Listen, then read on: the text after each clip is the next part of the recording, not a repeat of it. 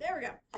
Today we're going to be talking about why people like Hallmark romances and what makes them good. How can you apply it to fantasy, mystery, thrillers? Honestly, there's a lot of good qualities to Hallmark romances that people don't give them a lot of credit for, and a lot of things that you can learn from them to apply to any genre, really.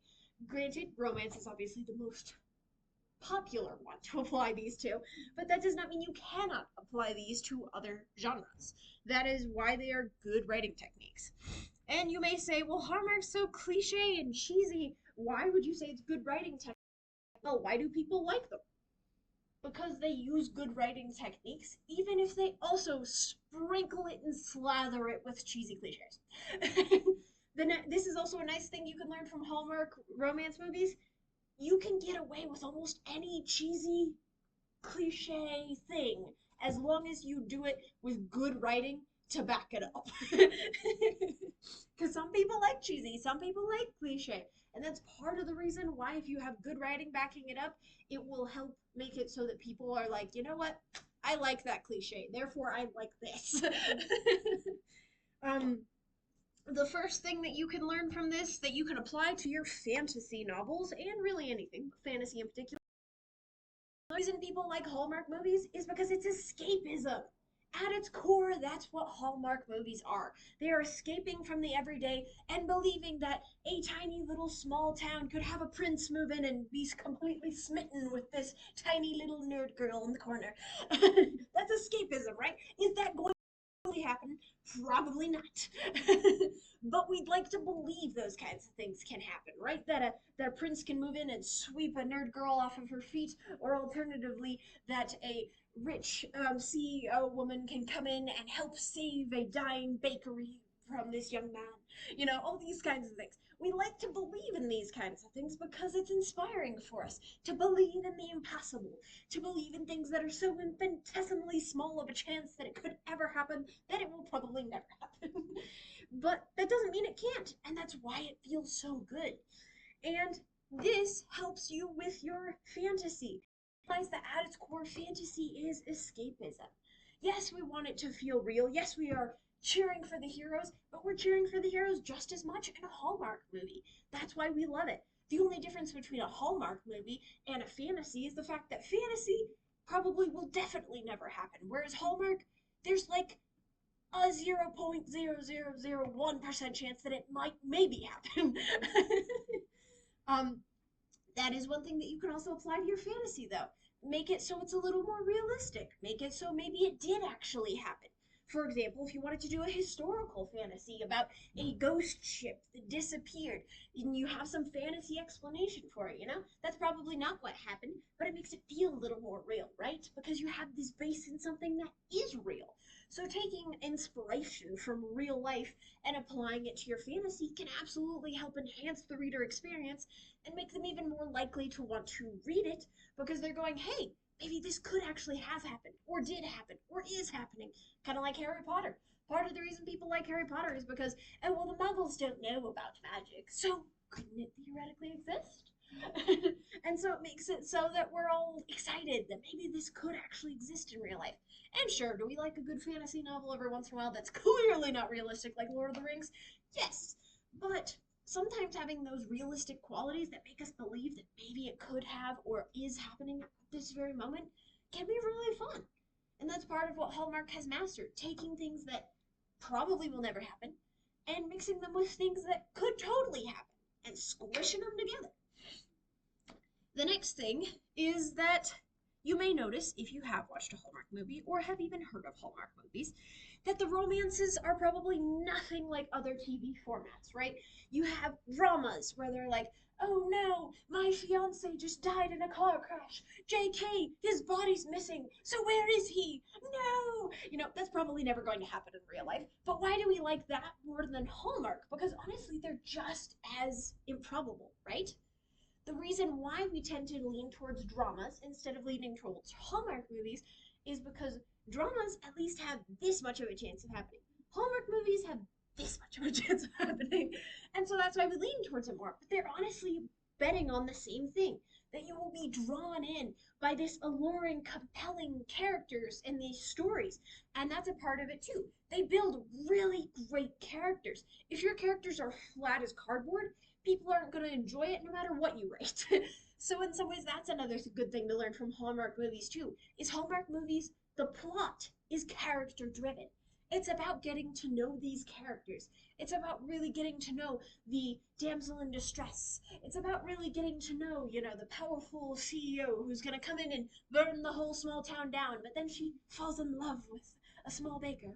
You know, it's about these moments that make you go, huh, this could actually happen. This could actually work. But it also helps you have some of that escapism, some of that feel that it's not real. But the reason why the romances in Hallmark movies feel even more unrealistic is because of the fact that typically they're also very fast paced romances, right? Typically, with a TV show or a drama, that's like episode 30 on season 5, right? That you have crazy things like that happening. The reason Hallmark movies work, though, is because of the fact that we all like the idea of being swept off our feet. At some point, we have all liked the idea that we could find the right person and everything goes right. And so that's more about the escapism quality. And the fact that the characters feel so deep and so real is part of what makes it feel like that romance could be realistic, even if having a super fast paced, like completely and utterly smitten with each other and decide to be together forever in 3 days doesn't happen that often. It does happen, but it doesn't happen that often. And so that's part of the reason why it feels so escapism-y. Because could it happen? Yeah. Does it happen very often? Typically not. Typically it's more like the drama where it's like for 3 seasons they're like, I hate you. Actually I like you. And you have this whole compelling chemistry and all this stuff. That's more common.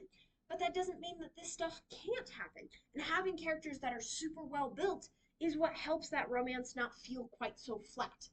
It doesn't matter how well the romance is, if your characters are flat as cardboard, it's not going to be good.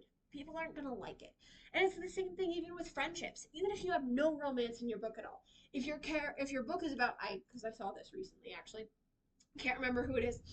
But currently I'm following an indie author on Instagram who his whole thing is that he's making fun of romance books because he's like, guess what? I have a cool book about an older brother taking care of his younger brother with autism in the apocalypse, and it's so cool. And everyone's like, does it have romance? And he's like, no, they're brothers. Like, come on, guys. But I want to know the name of the book. for sure, I'll see if I can find it. But the point being is that you might not have any romance in your book, and that's okay. But having good chemistry between your characters is something you can have no matter what, right? Siblings still have a kind of chemistry. It's just a sibling chemistry rather than a romantic chemistry. It's like a father and a daughter, and a mother and a daughter, and a mother and a son will have different chemistry. And it is still a chemistry because all relationships are ultimately chemistry.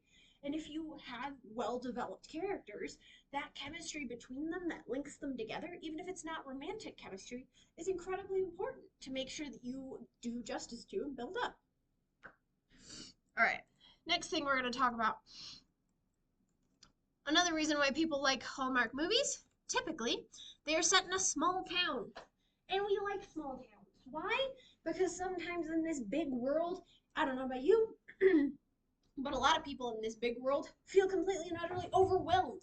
And like they get lost in the noise, right? And they feel ignored and like maybe no one knows them. And so this idea of having a little small town where everyone knows each other and everyone's friendly with each other is kind of nice, right?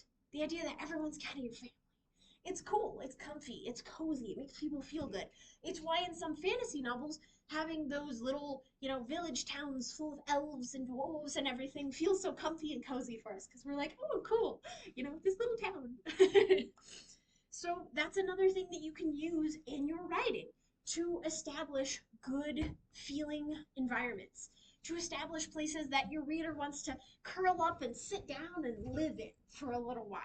Whether it's physically real or not. If you're writing a murder mystery and it's set in New York, build a apartment that the detective works out of that you absolutely love the vibe of. She sits on her comfy, cozy couch and reads a book, and you're like, oh, I love this environment. You can still create those small, comfy, cozy environments even within realistic settings of the modern day. Next thing is what you focus on. Now, another reason people like Hallmark movies is because they focus on things like hope, community, family, love, overcoming hardship together, you know? Those kinds of things. And when it comes to overcoming hardship, they're always small things, right? They're not like the dramas where it's like, oh no, he's gonna die. It's more like, oh no, the Christmas lights are all not working, and that was the one wish that little Susie had. You know, it's a very simple problem that is easily overcome together through community, you know? And those things can be really fun to establish in your novel because they're what helps keep the reader going. If you have a depressing plot the entire time, your reader's going to stop reading. But if you have some hope, if you have some light, if you have some passion, if you have some really good things that they're looking forward to, it helps that reader keep climbing that mountain no matter how many hard things hit that poor character. Because they want to see them reach the top of that mountain, no matter how hard the winds are buffeting and how many rocks hit them in the face on the way up. Next thing is creating a sense of nostalgia. Most Hallmark movies are set during the holidays. I don't know about you, but there are good and bad things about the holidays. They're a stressful time, let's be real here. Is it great and fun and wonderful? Yes, but it is still stressful. And so in some ways, Hallmark is the idealism of what it could be. And that's something that you could infuse into your novels, having this idealistic view of things to help people escape from reality. For example, if dragons existed, more than likely they would probably all be burning us to two pieces. But you can also have this cool idealistic view of what if we trained dragons and we rode on them and they were awesome. You know, that's kind of part of that almost focusing on the best parts of what can be in order to give your characters and your readers a sense of that cozy comfiness again, something that they can really feel good about. Next thing is the plots are typically incredibly simple and filled with, as we said, tropes and cliches. Now, when it comes to plot, you can have a very complex plot. Absolutely, go for it. But sometimes a simple plot's good. For example, short stories. You want to have a simple plot. Typically, if you have a plot that is more complicated than point A, point B, point C, you need more pages. In which case, you want to move on to a novella. And if it moves on to point A, B, C, D, E, then you want to be like, okay, this is definitely a novella, not a short story. And then if you move on to A, B, C, D, E, F, G, H, I, then you probably want to do a novel. Then if you move on to the whole alphabet, just freaking epic fantasy, man. Go do your thing. Nothing wrong with epic fantasy, but if you are full on just plotting out your novel using point Z at that point, you're definitely in epic fantasy territory, or you're writing out the plot of the series and you need to divide it up a little. For example, Tolkien did that, where he literally took the trilogy of Lord of the Rings and set it down in front of his publisher and was like, I want to publish this as a book. And they all looked at it going like, no one's going to read that, boy. That's terrifying. How about you split it into three? So, if your plot is getting too complicated, maybe consider chopping it up a little bit into parts. But having a simple plot is not a bad thing, especially because you can always add problems to it later, right? For example, at its heart, Harry Potter's first book, the plot is about finding the Sorcerer's Stone and stopping Voldemort from coming back. That's it. That's as simple as it gets, right? But of course, it gets more complicated because you have teachers who may or may not be the bad guy. You have people who may or may not be working for the bad guys. You have trolls in the dungeon. You have monsters. You have mayhem. You have teenage emotions and angst. You have classes that they're trying desperately not to fail at. It makes it so that your simple plot quickly becomes more complicated. So I would say typically starting with a simple plot and then slowly complicating it as it goes can actually be a very good tool. Next thing I want to talk about is tropes and why they are actually really important to writing. Now I know you might say, cliches and tropes are the thing we're supposed to avoid, right? Not necessarily. Tropes can actually be something that gives the reader that comfort, even if your idea is totally original and unique and there's nothing that anyone can say about it that is similar to anything in any way, having those things that you can relate to are what make people want to read it. When people say, hey, this has a, enemies to lovers romance, that's considered a trope, right? But there's so many unique ways in which you can do it. You don't have to make it Pride and Prejudice every time. You can do it in all sorts of different and very unique ways. I know I saw one the other day where the whole point was she was going through the same Valentine's Day over and over again, and this guy kept running into her car, and so she was really mad at him. But then she slowly realized he was actually a really good guy, and that actually maybe she should be with him instead of the other guy she was with because he was kind of a jerk. And so you can have those tropes and still make them your own, make them unique, make them interesting. Part of writing nowadays is a lot of things have already been done, right? You've probably heard this before, that a lot of things have already been done, but they haven't been done by you. They haven't been done in a way that is so unique that other people can't even fathom what is going on. You can have things that are inspired by things. Um, J.K. Rowling did not invent witches and wizards. That was not her original idea. But she took it and made it her own. There are a lot of things like that. Lord of the Rings, elves were not his original idea. Neither were dwarves. The only thing original about that dang series was hobbits and the land they lived in. But that's what made it original, was the land they lived in and the hobbits being this interesting, unique, creative race. He really made it his own, even though a lot of the things that he was utilizing were classic European folklore, King Arthur type stuff. You know, if we could honestly say, oh, he plagiarized King Arthur. No, he didn't. And it's the same thing with Hallmark movies. A lot of people say, oh, well, they have the same plot every time. That's not true. If you've ever watched a Hallmark movie, they might have a similar trope they're using or a similar cliche, but they're different every single time. And it helps you to see them as their own stories. And having those unique characters are also part of what gives it its own story. Now, backing it up a little bit, the reason you want to be careful of plagiarism and things like that, obviously, is when it gets a little too similar. Like, for example, if you have Harriet Topper and she is going to a magical school where she meets a red-headed girl and a brunette girl, and their names are Ronette and Hermionette. You're bordering on problems. Or even if you have a magical school and your characters are nothing similar, but you name it hogwash, you're having problems. Too similar. But that doesn't mean you can't use those types of ideas. You can take a magical school and make it your own. There's all sorts of magical schools nowadays. You may not know this, but there are so many stories out there. Harry Potter's not the only one that has magical boarding schools now. She took that idea and other people went, dope, what if I made my own magical boarding school?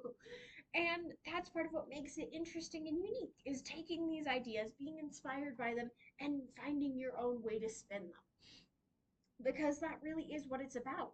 And so, why do people like Hallmark movies? To get back to the point, people like them because they have a lot of good writing qualities at their heart, and they make people feel comfortable and cozy and like they can escape from the everyday dreary world that sometimes drags us down.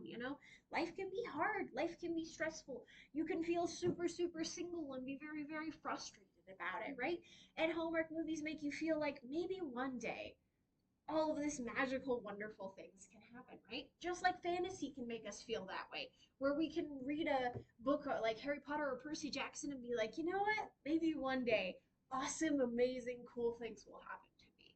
And it helps you feel good, and it also helps you to see people going through hard things and making it out on top, and you say, you know what, if Percy Jackson can survive being nearly mauled and murdered by multiple monsters, I can pass this test. you know? You're like, this is nothing. I got this. It helps inspire us. And ultimately, that's why people like Hallmark movies, is for the same reason we love fantasy. It is a way to escape from the everyday and inspire us that the impossible is possible, and utilizing these good qualities of spinning tropes and making them your own, having comfy settings that we can enjoy, having characters that are so well developed and crisp that we can practically touch them on the page. It's what makes it come to life for us ultimately. Now, do you have any questions regarding anything that we've talked about? Feel free to branch off. No questions? No? Okay. All right. Well, I will turn the video off then. Reminder for those on the video, we will be starting to have entry forms available for the Spring Fantasy Writing Contest starting um, February 1st, hopefully. Fingers crossed. I don't know. I haven't seen the poster yet for it yet because I'm not in charge of designing the poster, someone else is. But hopefully you should see those as soon as February 1st. If you are not a part of the email, then just come to the desk and grab one. Um, you can make sure to grab that one, or you can ask me and email me. Um, Always feel free to ask me any questions that you'd like. If you have a certain lesson or video, please feel free to tell me or leave it in the comments section. If you're like, hey, I would really love to see a video on this, I would absolutely be happy to do that. And you're more than welcome to say, analyze this book or analyze this movie or something like that. I'm more than happy to do lessons like that. I just don't know what you guys are interested in, so in some ways it would be good to have suggestions. I'm gonna turn this off and then we can just relax and do some writing.